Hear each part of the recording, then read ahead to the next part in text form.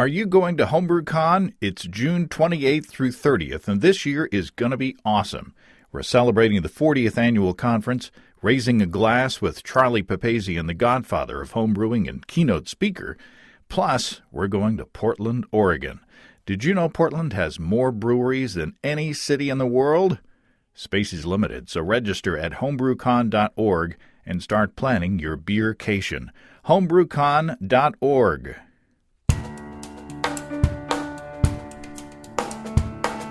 Welcome to Basic Brewing Radio for Thursday, March 22nd, 2018. I'm James Spencer. Here at Basic Brewing Radio, we're all about home brewing. This week, Jon Finch, barbecue expert and author of Beer Craft, the no-nonsense guide to making and enjoying damn good craft beer at home, talks to us about home brewing in the UK and gives us tips on making beer cocktails and using in in food. If you go to basicbrewing.com, you can find archives of our audio and video shows, our DVDs, our brewer's logbooks, and other Basic Brewing gear. You can follow me on Twitter and Instagram at Basic Brewing and find our show page on Facebook. We have a cool Basic Brewing app on iTunes and Amazon.com, and we're found all over the place where fine podcasts are served up. If you do us the favor of rating us on iTunes and maybe leaving a nice comment, that'll help new listeners find us. And if you want to support us financially, check out patreon.com/basicbrewing. This past Friday, I sent out a pre-release of our Basic Brewing video episode on my 30-minute New England IPA to our legacy PayPal supporters and our $5 Patreon supporters. I greatly appreciate your support. The rest of the world will see that this coming Friday. I have to be honest, I'm producing this episode ahead of time. My wife, Susan, and I are spending spring break with our son in the Pacific Northwest.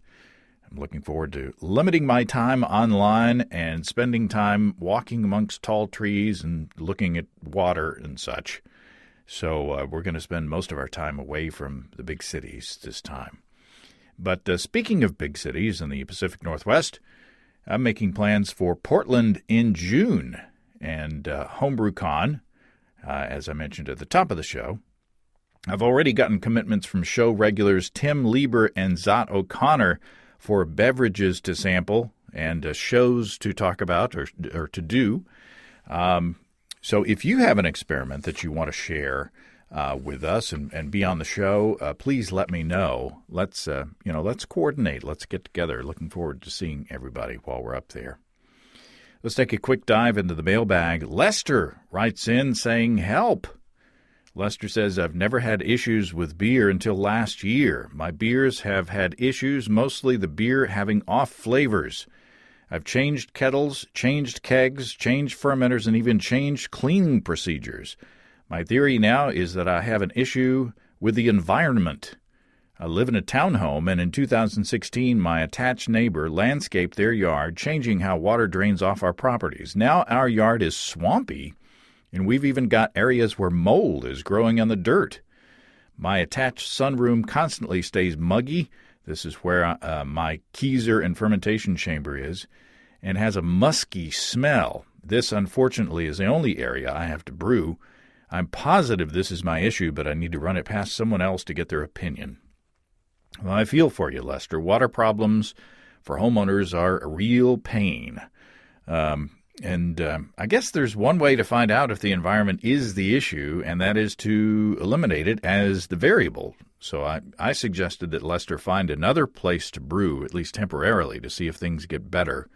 You know, he can ask a friend or a relative or a coworker if it would be okay to brew a batch of beer at their house and, offer to split the batch with them as sort of a rent. In the meantime, make sure your equipment is dry before storing it in that sunroom and put it into plastic bags maybe to keep out the contaminants. You don't want the mold to get in there. It's tough. If you've faced a similar situation, help us out. Let me know. And if you solved it especially, and I'll share any tips that you have with Lester. Let's help Lester out with his muggy sunroom problem. Now let's have a happier quick word from our sponsors, Desiree and Dave from High Gravity in Tulsa. Last week I talked about Steve's and my electric brew-in-a-bag systems, but there's more to electric brewing than brew in a bag. If you're into more of a traditional setup, High Gravity offers 3-tier electric systems and a variety of Warthog electric controllers. In fact, if you go to highgravitybrew.com, you can find the Build Your Own Electric Brewing System feature that lets you customize a system to your needs. High Gravity has systems that brew from 5 gallons all the way up to 2 barrels. And if you go to youtube.com/highgravitybrew, as an example, you can see a video demonstrating the 1-barrel, 2-vessel system that High Gravity use at their own tap room, Pippin's Tap Room. There are a lot of ways to take the pain out of propane and go electric. Check them all out at highgravitybrew.com. And if you use the promo code EBC75BB, you'll save $75 off your electric brewing purchase. That's at highgravitybrew.com.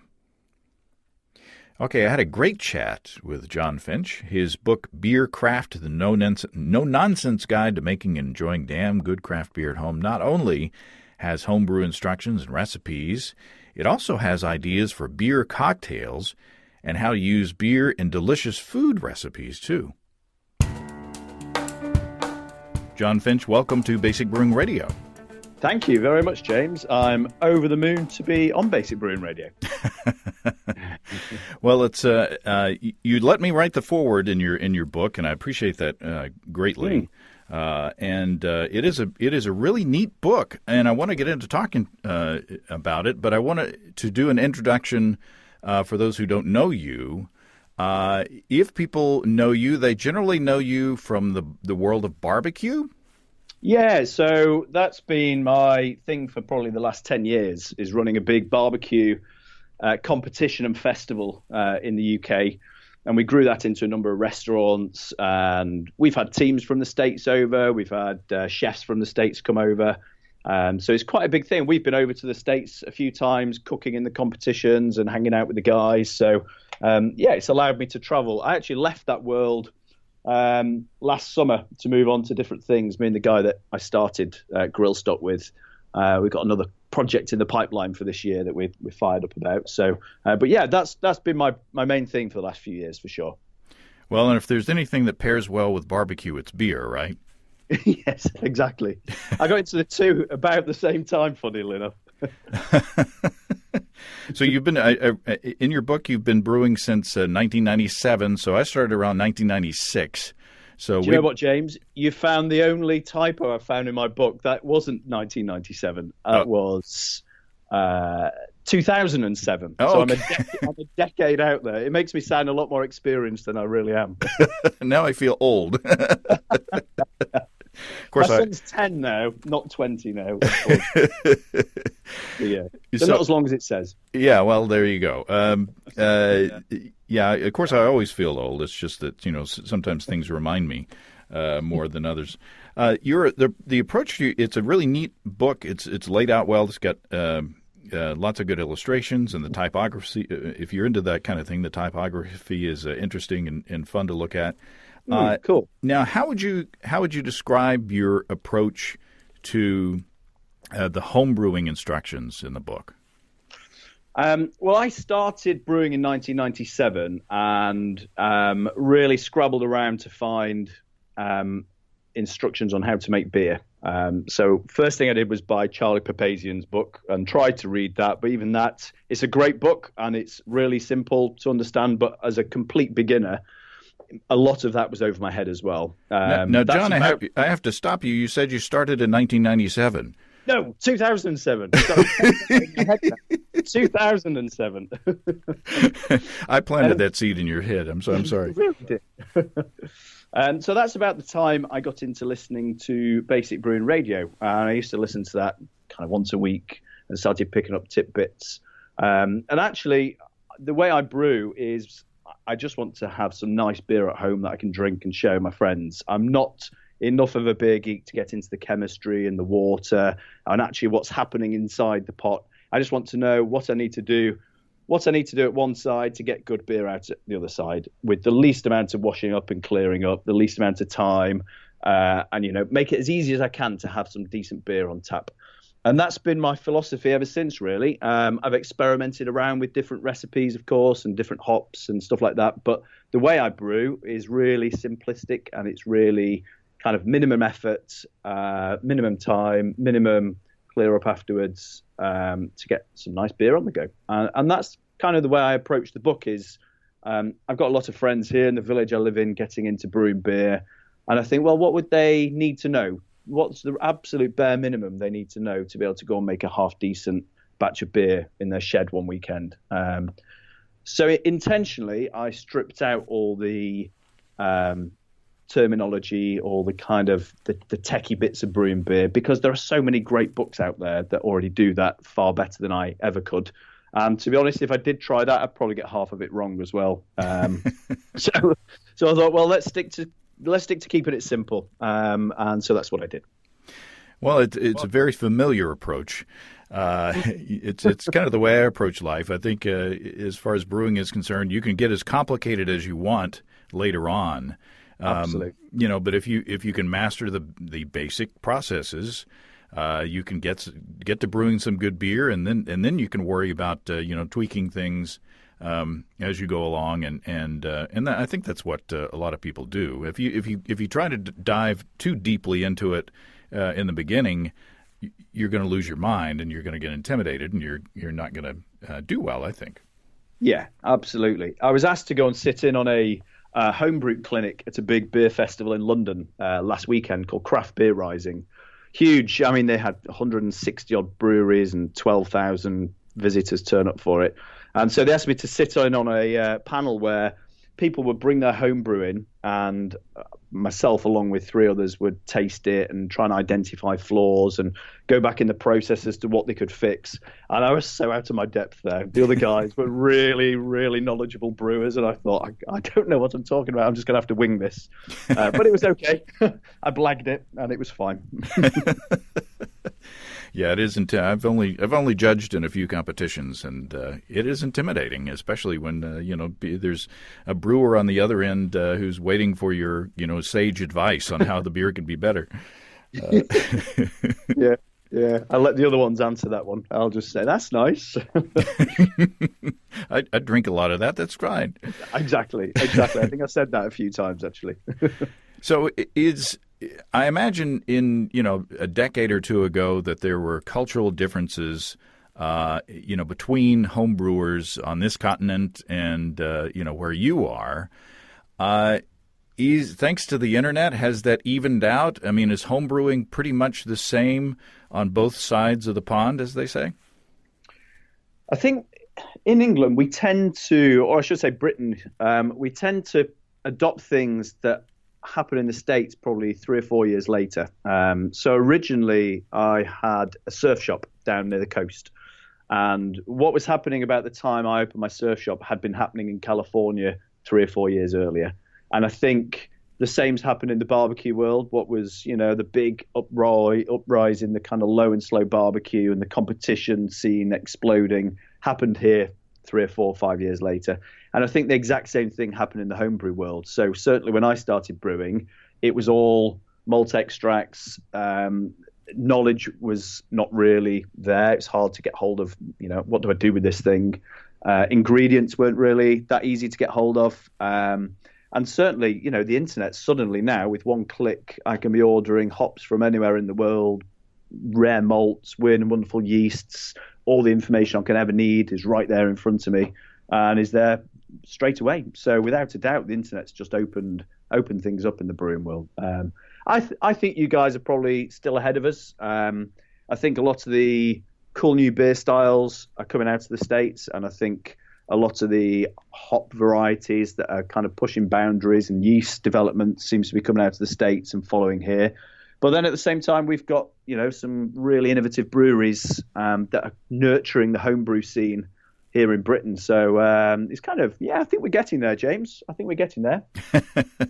Are there any new styles that are rising over there that are kind of native and we should be looking out for? I think everyone, I was at this beer festival the other week. Everyone was showcasing all their kind of the latest and greatest and trendiest beers. And a lot of it is following what you guys have been seeing over the last couple of years and are probably getting a bit bored of. So there's a lot of sours. There's a lot of fruit-infused beers. There's a lot of low alcohol beers coming out. The things like the New England IPAs are still, I mean, people are getting a bit bored of those already here, even though they've not been around all that long. But it's the similar stuff than you guys have been seeing. I don't think, I mean, there's a bit of a movement back. Some of the breweries are doing kind of the more traditional English ales like Yorkshire bitters and things like that, which is quite nice to see. But most of it's following what you guys do. I think that you guys are probably ahead of us on the cask side of things. I've talked to a representative from Camera, and that's something that I would like to explore. I've had some good cask ales over here as well, but it seems like there's more of a focus on that end of things where you are. Yeah, and I think cask is very reliant on.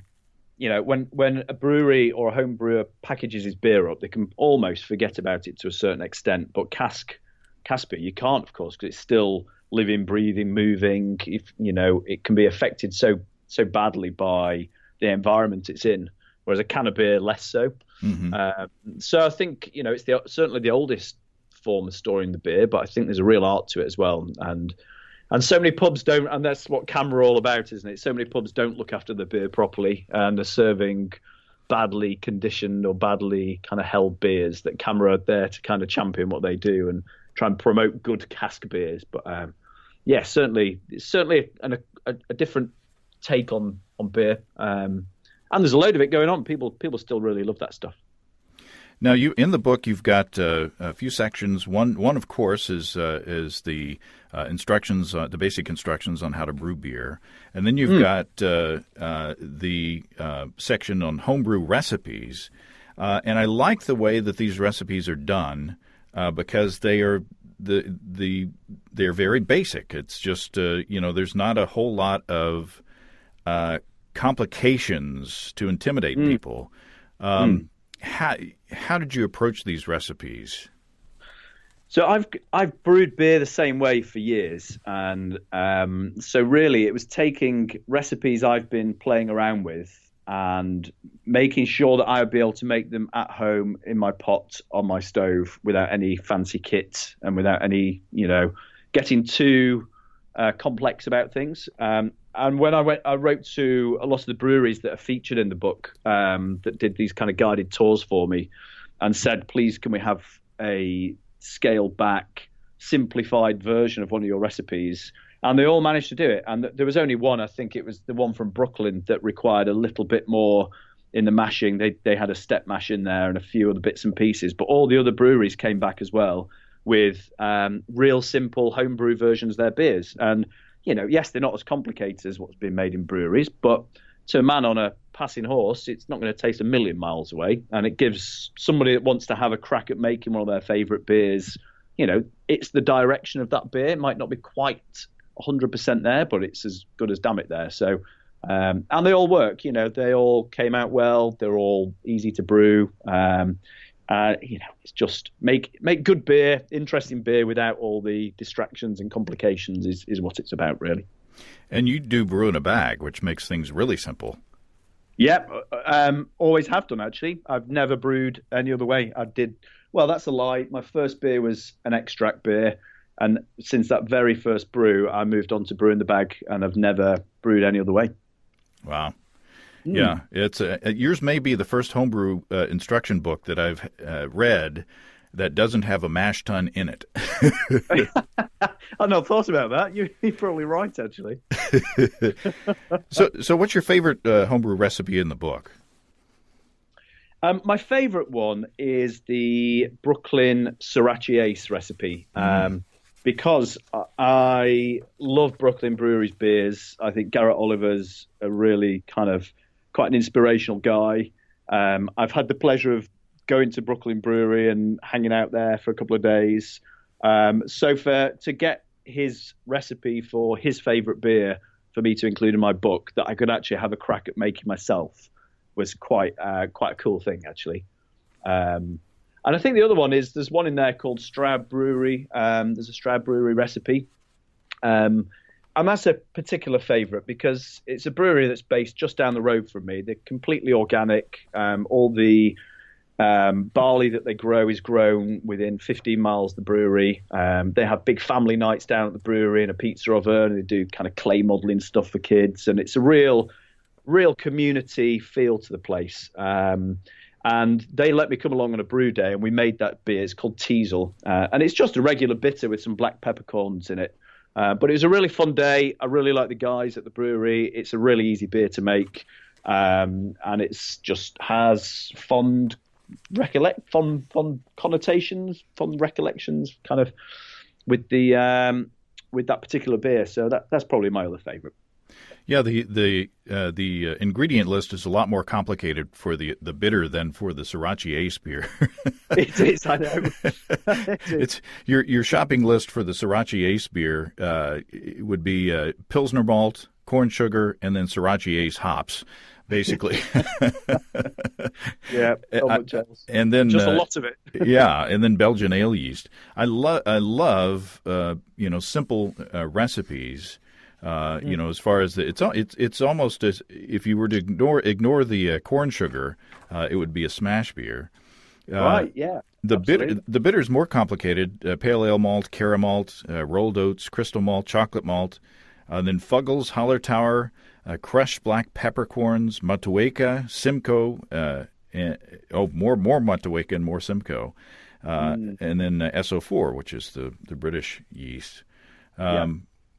So these, like I say, the recipes are really straightforward. There's no big long instruction on how to do them, because that's basically if you follow the instructions on the front part of the book, you can do any of these recipes. Absolutely, exactly that. And then you did you featured several breweries, sort of Q&A from several breweries. Why did you think it was important to do that in your book? Well, I get more as I've been brewing. I'm more and more interested in, and I think this is one way that homebrew has really helped propel the whole beer movement and this kind of reinvigorated interest in beer.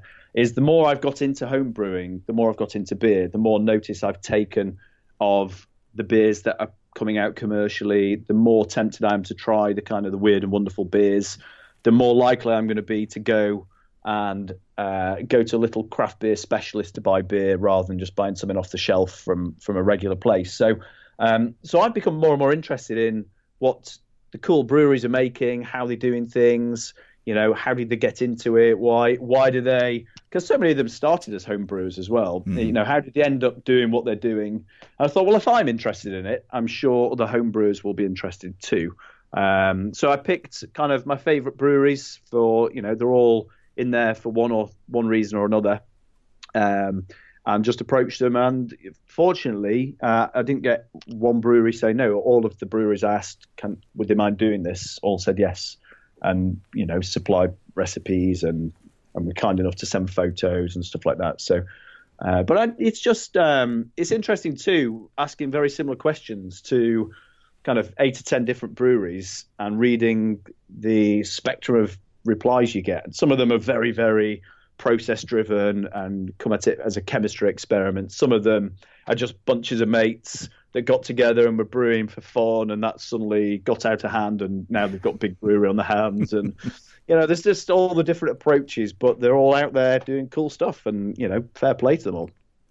And I think that I rarely run into a brewery who's not willing to share their story and not willing to share, even recipes to their brews. So it's part of the, and then I think that extends from the homebrew culture as well. I mean, you make better beer because you get information from other people, and so you want to kind of feed that back into the loop. Yeah, very true. Actually, very true. And you go to beer festivals here where the home brewers are talking to the brewers, and you can see they're telling them exactly what goes into the beers. There's not many industries where people are so open about how they make their stuff and how, all their kind of deepest, darkest secrets. I know in the barbecue world, the guys that are up there winning all the competitions, there's kind of a running joke about they'll tell you 90% of their secrets. And I think that's probably the same with these breweries. They're giving us 90% of what it takes to make their beer, but they're probably keeping a little bit of it back to themselves, a little bit of the secret. Yeah, technique is still, it still has a lot to do with the way the product turns out. Yeah, absolutely. Now, you also have a fun section of beer-based cocktails. Where did these come from?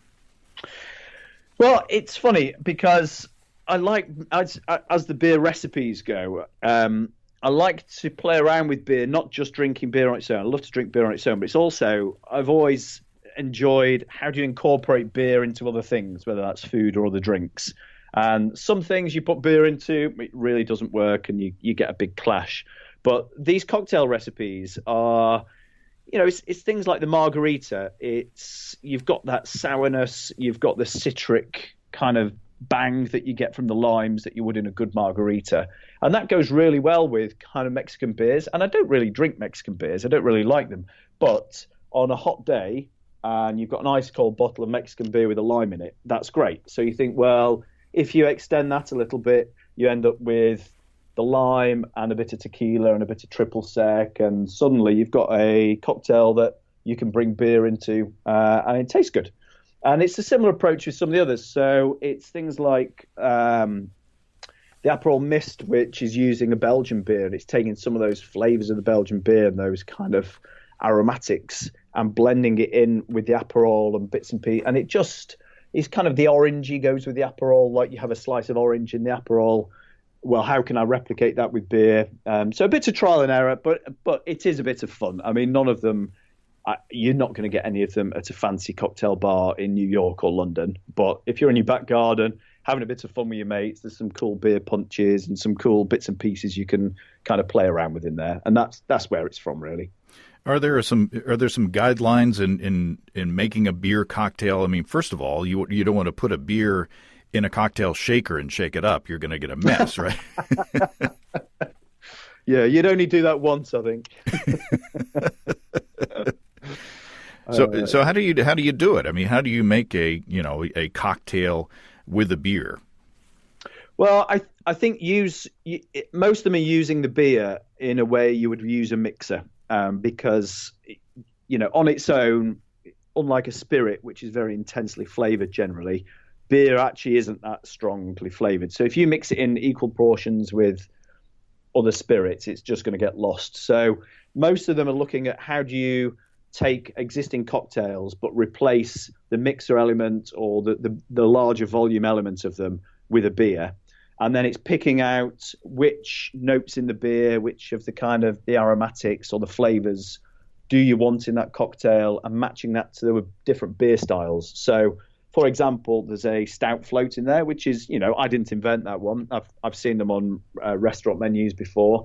But that's taking some of those dark kind of coffee notes that you would get in a coffee float, but replacing it with a stout and that sort of thing. So it's just mix and matching a little bit. It's working out what flavors are coming through in the cocktail that you can find in a beer somewhere and bringing that beer in instead, and then a bit of trial and error to get the balance right. Now, generally it's a sin to use ice with beer, but do you use ice with beer cocktails? Well, I think the bartender's trick of using loads of ice is fine, because then the drink stays really cold and the ice doesn't melt and doesn't dilute too much. So I think a few ice cubes, you'd end up with a flat cocktail, regardless of if you're using beer or tonic water or whatever. So providing it's loads of ice and the drink's really, really cold, then that's fine. That's all right with me. A lot of cocktails are sweet. How does the bitterness from hops pair with most cocktail recipes? I've not come across many beer cocktails that are sweet. So most of these are fairly, I wouldn't say bitter, but they're quite savoury cocktails rather than being the sweet cocktails. I've not found many that would be too clever. I can't remember if there's any in the book actually, off the top of my head. But most of the ones that we were playing around with were fairly you've got Campari in there, you've got rum, you've got stout, you've got tequila. They're all fairly aggressive and not very sweet spirits. So I've veered away from that, really. Not tried to make too sweeter ones. So none of those the big strawberry daiquiris or No, exactly. Nothing with an umbrella in it, maybe. No. Now, there is a recipe here for a beer mojito, which to me sounds really good. What goes into that? Well, it's taking, again, it's a little bit like we did with the margarita, but it's taking the rum and the mint and the sugar and the lime juice. But then instead of diluting it back with, soda water, it's taking a nice beer that is going to bring a bit more citrus in there. And you think it works because there are certain hops give really big citrusy flavors. So that's going to work nicely with the lime. It's going to work nicely with the mint. And it's going to be all in balance. And I think that's the key to whether you're cooking with beer or making cocktails out of beer, or even to an extent designing beer recipes. It's about keeping things in balance. You don't want one ingredient to be really wacky or really out of kilter with the others. Mojito was quite an easy one to come up with, really, because it's what citrusy cocktails do we like, and the mojito's got to be pretty much top of the list, I think. Yeah, like a nice grapefruity, late hopped dry hopped pale ale would be nice in that. Absolutely, it would. That would be delicious. I'm getting there. It's not lunchtime yet. I can't. But I'm getting. Well, what is it here? 20 to 5 here in the afternoon. So I'm not far away from the magic hour, I don't think. Now the last section is you talked about cooking with beer. You've got food recipes as well. So. What are the recipes that you found? Because it's easy. It would be easy for the flavor and the character of the beer to get lost, I would think, in a food recipe. What approaches did you take in designing these or finding these? So most of these recipes, I think it'd be very easy to shoehorn beer into pretty much anything you were cooking. And yes, you could say such and such has beer in it. But does it actually make a good dish? Are you improving an original version? Is it balanced? Have you got a legitimate reason for putting beer into this dish? And if not, I've tried to leave those recipes out. So the recipes that are in there, the beer works as a legitimate ingredient in its own right, and it's not in there as a kind of token gesture. So that's the first thing. The second thing is, what dishes do I cook regularly where beer could be incorporated instead of a stock or instead of water, or what would I generally use wine or vermouth for, and could I use beer for that instead? Cooking with beer is tricky. I really ruined my wife, before she was my wife, I was cooking a steak and ale stew for her and her friends. I was sent out for the evening and left her to finish it off, and it was inedible because I'd used really hoppy IPA without realizing, and of course it boils away for a few hours and leaves loads of just bitter stew. So it all went down the sink, unfortunately. So that was my first kind of foray into, that didn't work. So how would this work? What kind of beer should I be using to make steak and ale stew with? And it's not a big IPA, so it's working out what styles of beer work well with dishes. In a steak and ale stew, it's a nice nice malty, sweet, rich, kind of wintry, warming beer works beautifully. A big hoppy IPA doesn't work beautifully. So it's where beer can add value to the dish that you're cooking, really, and add a point of interest and add some notes within the flavor profile that you wouldn't be getting otherwise. And importantly, those flavor profiles kind of blend in well with the finished dish as well. You, of course, have some barbecue recipes in here. Of course, yep. For example, Belgian cherry beer glazed pork tenderloin. Now, that seems to make perfect sense. I mean, if you, were to, reduce, say, a lambic, a cherry lambic, or, sort of a sweeter, Belgian beer, it seems like that would be a perfect combination. Well, exactly. And I mean, that recipe has soy sauce and honey and some ketchup and bits and pieces. But what's the glaze is mainly the Belgian cherry beer. And people have been cooking with Dr. Pepper, Coca-Cola, cooking meat and that sort of thing for ages. So it's really taking a bit of inspiration from that and thinking, well, actually, that'd be really nice because cherries and pork, lovely combination. They go well beautifully. A nice sticky glaze on pork, beautiful. So how can I get that cherry flavor out of the beer, sweeten it, thicken it, get a nice kind of sticky glaze on, incorporate that beer, and it's a cracking recipe. And barbecue pork tenderloins are lovely. I mean, I cook those all the time. One of my favourites. So easy to do, and it just adds that point of interest to the finished dish. And this is a great example of where the beer is adding to what was already a good dish by putting that cherry beer in there. It's another level of flavour that you wouldn't get otherwise. It's bringing a lot more to the dish. And for beer braised beef rib, you used a stout. Yeah, and this is something I've been cooking for years and years. And, well, it's the same theory as kind of beef and Guinness stew, which people have been cooking for years and years and years. So and I think beer makes a really good braising liquid because it doesn't overpower the final dish.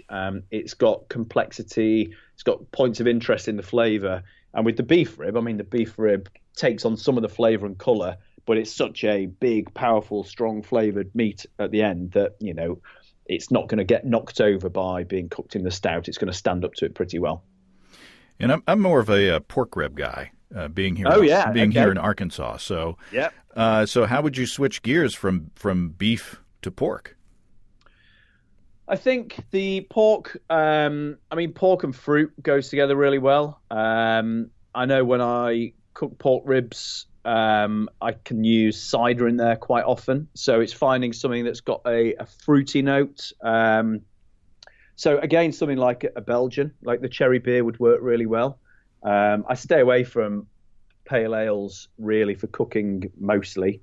Just something that's going to bring a bit of acidity to it without the bitterness, because the pork ribs, you want them nice and sweet. It's about how much kind of sweetness and stickiness can I get into that rib. I don't want the bitterness in there. So staying away from anything too hoppy. But nice fruity beers, any fruit beer. I mean, maybe like a Belgian strawberry beer or something like that would be pretty good with that. Mm.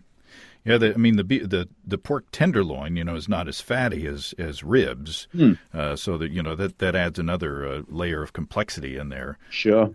So you've got a recipe for beer batter, of course. We can. Yes, has to be.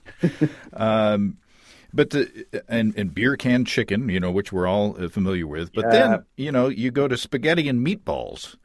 So yeah, but again, it's adding in there. How can I make this dish more interesting by adding some beer in there? And it's not a lot of beer. It's just going in a little bit of the sauce to cook down in. So rather than beef stock or water, or quite often if I'm cooking Italian sauces, we'd use red wine in there. So it's just bringing in a different flavor profile. And again, it's not hoppy beer. We just used a nice kind of light Pilsner in there, or lager, I think. And it just cooks down nicely, and you just get this little, there's something a bit different in the sauce. And it doesn't leap out that it's beer until somebody tells you, which is quite nice. It's a nice way to do it, I think. And that's another one where you're doing a sauce reduction. You don't want to put a hoppy beer in there because the bitterness would intensify. Yeah, absolutely. And something I learnt, I was doing a cookery demo with a girl called Melissa Cole a couple of weeks ago. And this was about cooking with beer. And we were doing... she was doing clams with, I can't remember the beer she used in there, but it was a lovely dish with celery and leeks. And she always puts a drop of water in the pan before the beer, because she says the sugars in the beer can burn and caramelize and go bitter if you're not careful, which I'd not picked up on before. So that was quite an interesting one. But there are dishes where you might want that. So if you're making a beef stew, or you're making kind of something where you want that rich caramelization to happen, then getting the pan really hot before you put the beer in, so the beer caramelizes slightly before it cooks down, reduces, is quite a nice thing to do. So I wonder if you use wine to deglaze a pan to get the crusty bits off the bottom.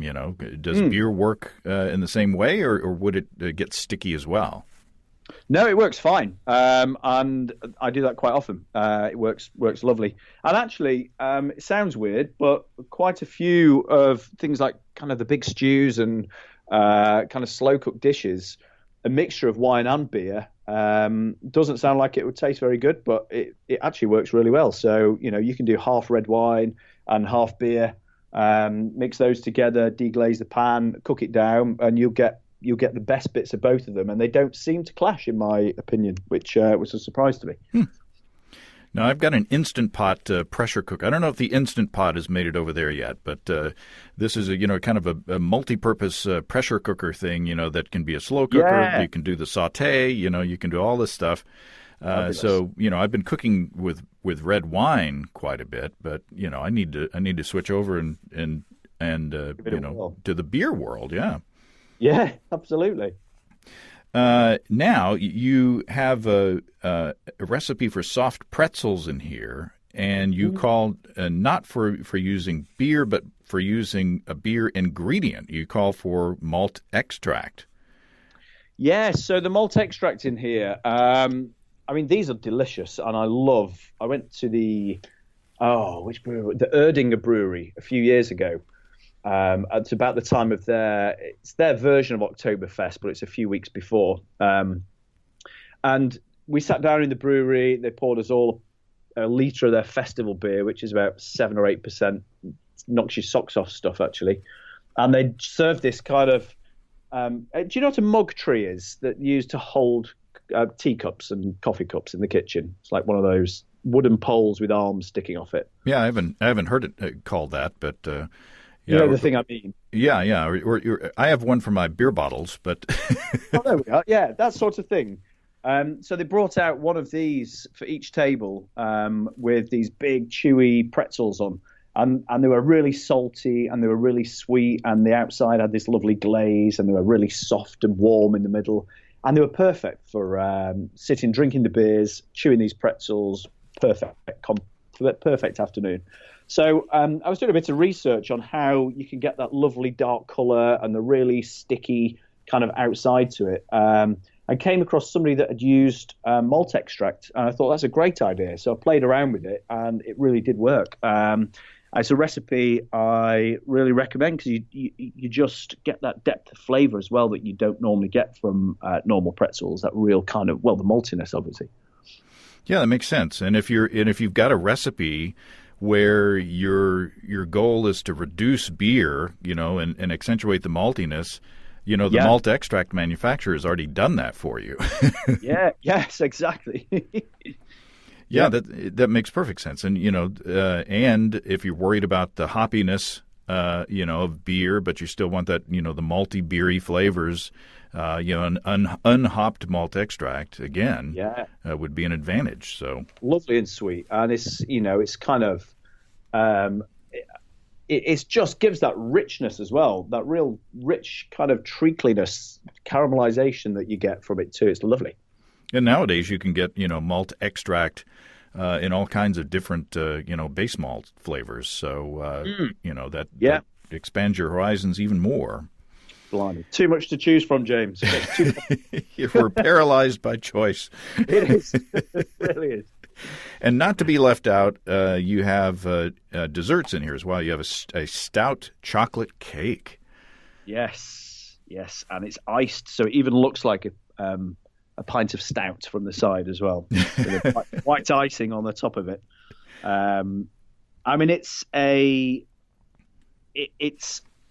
It's unusual, this one. It tastes great, but because it's got stout in there, it's not as rich and as sweet as a normal chocolate cake. So it's not savory, but it's borderline kind of, you need that sweet icing on the top to balance it out. So it works. It looks great visually. But it's not, if you're thinking it's going to be this big, unctuous, sticky, rich chocolate cake, it isn't. It's got that kind of savory note in there, but it works well. It's that sweet savory thing that people love. Now, when you get into baking, you're getting more into the world of chemistry, and, Yes. and where things have to be exact and, things have to be in the proper proportions and or it can turn out badly. Are there, since beer has, like carbonation and, might have some yeast of its own in there, depending on what you got. Yeah. Are there some guidelines or some things that you want to think about if you're substituting beer in for, say, a liquid in a baked item? Yeah, and you're right, because there's residual sugars in there. There's other bits and pieces too. Baking is not my forte. I'm much more of the bung it in and hope it turns out okay. And that's probably about the right amount, and a handful of this and, a couple of shakes of that. So I can bake bread successfully, and a few simple cakes like this chocolate cake fairly successfully. But once it gets too far into the chemistry, it's way above where I am too. But I think it's like most things, it's a bit of trial and error. I think make something, if you think it's going to work, give it a try. If it's too sweet, too savory, too wet, too whatever, adjust it, try again, dial something back, try again. And that's my approach to most things, really, is just to jump in there, see what happens, and then dial things afterwards. Make your changes, make your tweaks, and try again. Just don't abandon your wife to an untested recipe. No, exactly. She trusts me now. After I've been writing cookbooks for kind of 3 or 4 years now, so she's fairly good at having weird and wacky recipes thrown at her. And she's also pretty good at telling me when they don't work as well. So she's an honest test bench. Well, it's good to have that in a life partner for sure. Yeah, exactly. Well, this has been fun. I enjoyed the conversation. I enjoy the book. I appreciate it. Thank you, James. I'm going to try some of the food recipes, especially, like I say, I've got a new toy, so I'm going to have to see if I can, make these into an instant pot recipe of one sort or another. Yeah. Let me know how it goes. So what's the next? You say you've got another barbecue book coming out? No, it's cool. It's fire cooking still. It's called Fired, the next one, and it's all about wood-fired ovens. So a pizza oven essentially, but we've taken just this last few years. There's all these kind of new, smaller tabletop pizza ovens coming out for a few $100s. You can buy a pizza oven for your garden now. But there's no decent books out there telling you how to use them, what you can cook. So there's about 120 recipes, but only 20 or so are pizzas. The rest are things like breakfasts or roasts or stews or curries and flatbreads and desserts and all these different things and how to use it. So, but again, like the grill stock book, like beer craft book, it's all really pared back. There's no waffle in there. There's no technical jargon in there. It's all just real simple, all in layman's terms, how to get hold of this thing, get it fired up, and get some decent food come out of it, really. Well, that sounds great. And now it is lunchtime. Yes, worked up an appetite. Well, Jon, thank you very much for coming on the show, and best of luck with the book, and we'll look forward to the next one. Thank you very much for having me, James. It's a real treat. Much appreciated. Well, thanks again to Jon. Be sure to check out Beer Craft, the no-nonsense guide to making and enjoying damn good craft beer at home. I'm thinking something like a Belgian beef stew with a big stout, or maybe a big dark Belgian beer. Sounds really tasty from the Instant Pot. Stay tuned. In the meantime, if you have brewing questions, show suggestions, or just want to say howdy, write to James at basicbrewing.com. Just fill out the contact form on basicbrewing.com, and please don't forget to tell us where you're from. Thanks to everybody supporting us through our Patreon page. Special goodies like early releases and such as that coming your way. Check that out at patreon.com/basicbrewing. Be sure to check out our DVDs, Extract Brewing and Partial Mashing, Stepping into All Grain, Low-Tech Lagering and Decoction Mashing, and Introduction to Wine Kits. You can find them all on our site. Get a free Basic Brewing bottle opener with any DVD combo. You can check out our Basic Brewing shirts in the store, too, as well as our log books, where you can track and log up to 50 batches of beer. If you order anything from our shop, you get some free Basic Brewing stickers. Check all that out at basicbrewingshop.com. Don't forget you can join the American Homebrewers Association and subscribe to Brew Your Own magazine through the associate links on basicbrewing.com. It's all until next time. Until then, thanks for listening, everybody. I'm James Spencer. Production help for Basic Brewing Radio and our website is provided by Kelly Dodson. Basic Brewing Radio is a production of Active Voice, and we'll talk to you next time, everybody. So long.